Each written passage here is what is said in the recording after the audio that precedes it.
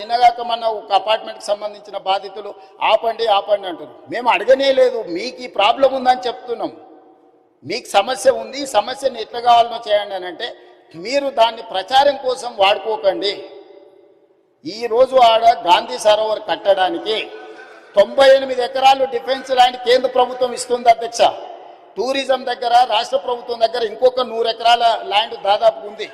ఆ apartments land తీసుకోకపోయినా ప్రభుత్వానికి ఆ ప్రాజెక్టుకి ఎలాంటి ఇబ్బంది లేదు.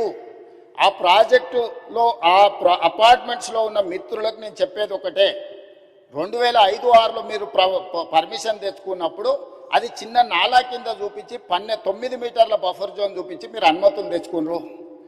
2012లో 2016లో బఫర్ జోన్ 50 మీటర్లకు, అది మూసీ నది పరివాహక ప్రాంతం కాబట్టి 50 మీటర్ల బఫర్ జోన్ డిఫైన్ అయిపోయింది. 50 మీటర్ల ప్రకారం మార్క్ చేస్తే సగం అపార్ట్మెంట్స్ ఈరోజు బఫర్ జోన్లో ఉన్నాయి.